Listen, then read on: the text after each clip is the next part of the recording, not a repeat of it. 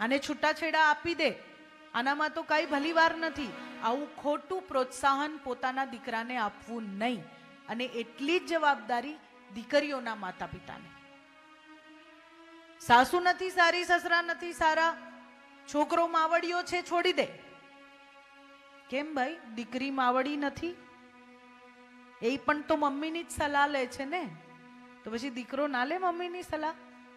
આ બધી સમજદારીની વાત છે. એટલે આ જે રમત ચાલી રહી છે ને, એની શરૂઆત, એ રમતને બંધ કરવાની શરૂઆત આપણે કરવી પડશે.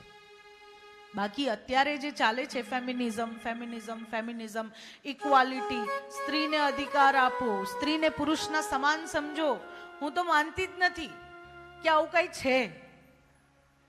મને ઘણા બધા લોકો એમ કે દીદી હજી તમે દુનિયા નથી જોઈ, દુનિયામાં ઘણી બધી જગ્યાએ સ્ત્રીઓને કઈ ગણવામાં નથી આવતું. હું એમ કહું કે સ્ત્રીઓ પોતાને નથી ગણતી. કોઈ તો કોણ છે આપણને ગણવા વાળું? સ્ત્રીને ગણવા વાળું કોઈ કોણ છે? સત્યભામાજી સામેથી બોલ્યા છે કે પ્રભુ મને યુદ્ધ કલા આવડે છે, તમારી ઈચ્છા હોય તો મને લઈ જાઓ. સત્યભામાજી એમ કીધું કે હવે હું તો તમારી પત્ની બની પ્રભુ, હવે મારાથી થોડી તલવાર ઉઠાવાય. તો પ્રભુ સત્યભામાજીને ના લઈ જાત. શિવ અર્ધનારીશ્વર થયા છે તો અમુક જગ્યાએ શિવ ઝૂક્યા પણ છે. મહાકાલીનું સ્વરૂપ જ્યારે આદ્યશક્તિ ધારણ કરે તો શિવને નમી જવું પડે. તો એવું જ શિવ જ્યારે ક્રોધી થાય ત્યારે શક્તિને નમી જવું પડે. ઇક્વાલિટી આપણે પોતાની જાતને આપવાની છે, કોઈ આપણને આપવાનું નથી.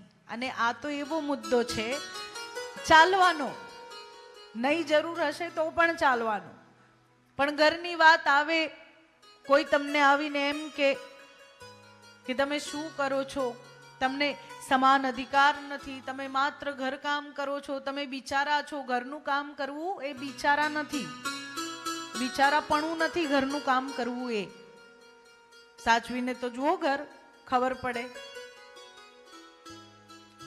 કે કેવી રીતે સચવાય છે. એટલે એમ બિચારું નથી.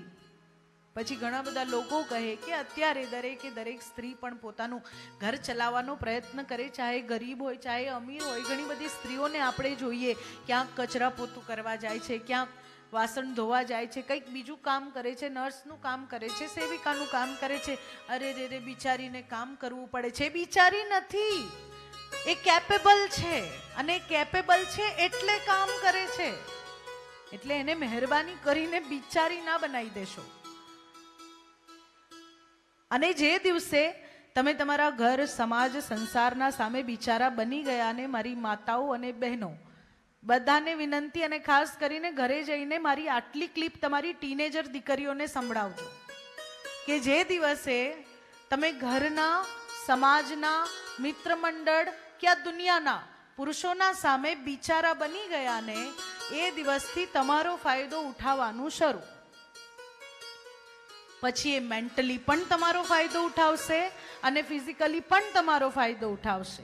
એટલે જે અત્યારે જે ટ્રેન્ડ ચાલ્યો છે ને, કે નાની નાની દીકરીઓ છે એમ કે અમે અમારા ભવિષ્યનું વિચારવા માટે અત્યારથી છોકરો શોધીએ, ભણવાનું તો રે એક બાજુ, અને રખડવા જતું રહેવાનું, ને કોફી પીવા જતું રહેવાનું, ને ચા પીવા. બેન ભણી લે, તું ભણીશ તો તું જે છોકરા પર હાથ મૂકીશ ને એ છોકરો તારો થશે.